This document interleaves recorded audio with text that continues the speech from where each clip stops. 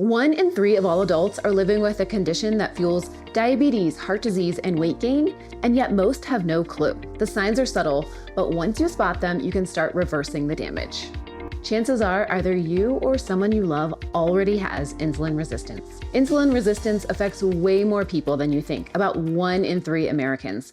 And understanding it now could literally save you from chronic disease down the road. I'm a registered dietitian and I see the effects of insulin resistance in my practice all the time. And here's the thing, this is not just about diabetes. Today I'm breaking down what insulin resistance actually is, why it can sneak up faster than you'd expect, and most importantly, what you can do about it. Because the earlier you act, the more powerful the results. Let's start with the basics. What is insulin resistance? Insulin resistance happens when your cells stop responding properly to insulin signals. Here's how it normally works. When you eat, your body breaks down the carbohydrates in your food into glucose, which enters your bloodstream and raises your blood sugar. This is our normal process. And then in response to that rise in blood sugar, your pancreas releases insulin. Insulin acts like a key, knocking on your cell's door saying, hey, it's time to let this glucose in so you can use it for energy. That's our normal process. But with insulin resistance, it's not that your cells are ignoring the knock. It's more like the key and the lock are worn out.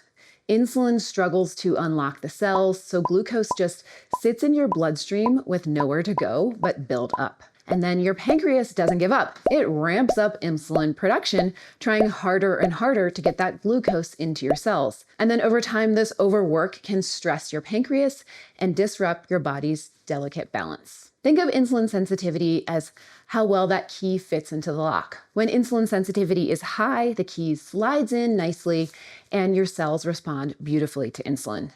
But when our insulin sensitivity is low, what we call insulin resistance, the key doesn't fit as well anymore. It may be a little loose, making it harder to get glucose into your cells. The problem is this system was designed for occasional use, not constant overstimulation. When it's pushed too hard, it can set the stage for weight gain, type 2 diabetes, heart disease, and a host of other metabolic problems. So why do our cells stop responding properly to insulin? There are several factors that contribute. Genetics definitely play a role. Some people are naturally more prone to insulin resistance, but the bigger culprits, obesity, especially stubborn belly fat, abdominal fat, physical inactivity, our sedentary lives, chronic inflammation, and our good old modern diet. Now, here's what really surprised me. Frequent consumption of refined carbohydrates can trigger insulin resistance in just days. Not months, not years, days. Your body's glucose handling system can start to essentially malfunction faster than it takes you to binge watch a Netflix series. And this is not just about sugar and white bread. Diets high in saturated fats and ultra-processed foods can also push you towards insulin resistance, even if your weight stays stable. Think of your cells like doors with locks again. Normally, insulin is the key that opens them, but constant stress from excess sugar, highly processed foods, and inactivity is like repeatedly jamming and forcing the lock. Over time, it sort of wears down. The key still exists, but the lock won't turn as easily anymore. Now, think about that for a second. You could be maintaining your weight, thinking everything's fine, while your metabolism is quietly breaking down at the cellular level. Okay, to get a little more in depth about what's happening in your body with insulin resistance, here's the picture. Glucose is building up in your bloodstream like cars stuck in a traffic jam, but it can't get into your cells where it's actually needed for energy. Meanwhile, your cells are actually starving. They're not getting the fuel they need, and that's why people with insulin resistance often feel tired or hungry even after eating. Your body is literally energy rich, but energy poor at the same time. And then here's another key piece. When insulin is constantly high, your body starts storing more fat, especially around your abdomen. Insulin signals your body to store energy rather than burn it so that glucose sitting in the blood eventually can get turned into more fat. And your pancreas is working overtime, pumping out more and more insulin, trying to force that glucose into resistant cells. But pancreases aren't built for marathon sprints like this. Eventually, they get exhausted. And when your pancreas can't keep up anymore, blood sugar starts to rise permanently. This is what happens when insulin resistance goes unchecked. You're on the path towards type 2 diabetes. Now let's talk about the symptoms. Here's what makes insulin resistance so sneaky.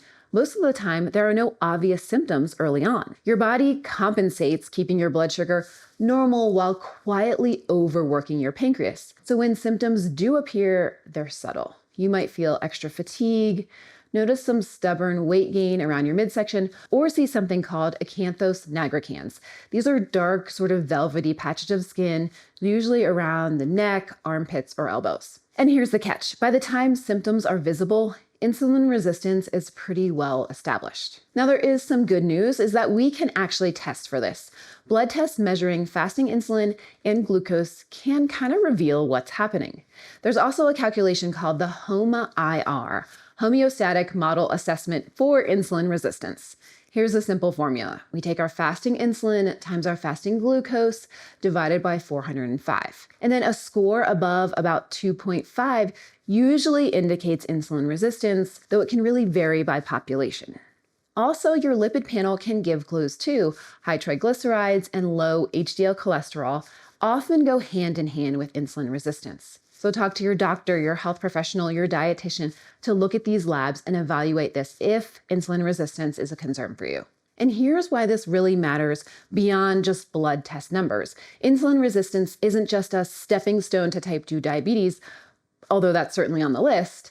It also increases your risk for heart disease, for stroke, fatty liver, high blood pressure, and metabolic syndrome, which is essentially a cluster of conditions that put your body under serious strain. Metabolic syndrome can make weight management harder, elevate inflammation, and raise the risk of cardiovascular problems. But early intervention can literally reverse the process. We're not just talking about managing symptoms or slowing progression, we're talking about addressing the root cause.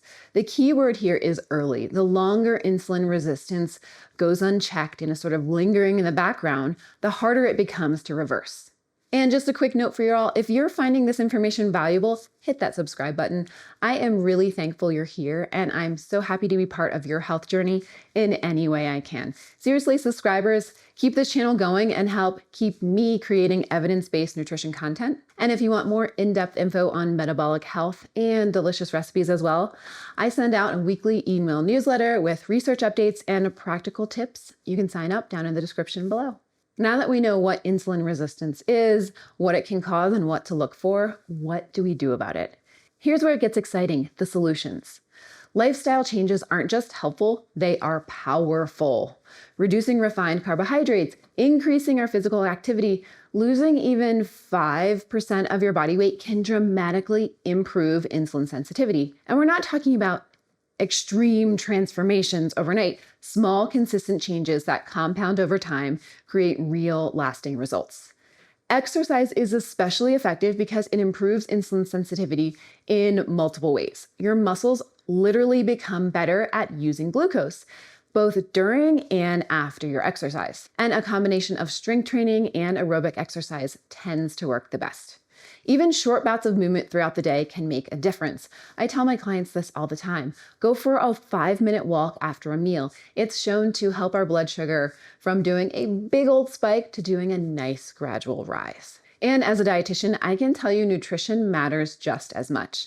The Mediterranean diet is backed by research for improving insulin sensitivity, and it focuses on my favorite foods. Whole foods like lean proteins, healthy fats like olive oil and nuts, plenty of veggies and fruits with anti-inflammatory compounds, and limiting ultra-processed foods and that added sugar. It's crucial. But we don't have to be perfect overnight. Consistency over time is what counts. Amping up that fiber, adding fruits and veggies where you can, and focusing on protein spaced throughout the day can make a major impact. Now, there are medications that are being studied for insulin resistance, but for most people, lifestyle interventions are the most effective first step. And the best part is that you can start these changes today. Now, let's tackle some questions I get asked about insulin resistance all the time.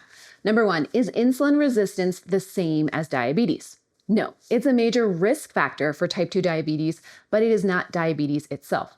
Think of it as like the warning light before the engine fails, sort of telling you diabetes is imminent if you don't make changes. Number 2, how fast does insulin resistance develop? It can happen surprisingly quickly with dietary changes, sometimes in just days, but for most people, it develops gradually over months or years. Number 3, can I have it with no symptoms?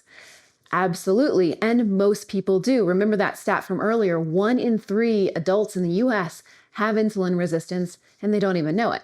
That's why testing matters if you have risk factors. Number 4, how do I get tested? Ask your doctor about fasting insulin and glucose levels. They may also check your lipid panel and calculate your HOMA-IR score to see how your body is handling insulin. To summarize, insulin resistance is incredibly common and often completely hidden.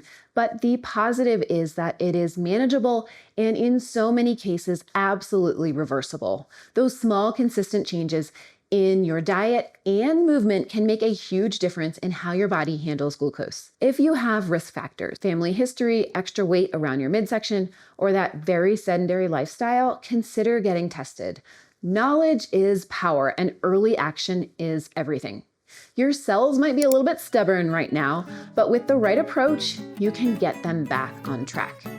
And if you want to take the next step in improving your metabolic health, check out my video on how to break up with sugar. I'm going to link it right here, and I will see you over there. Until then, eat well, be well, thrive.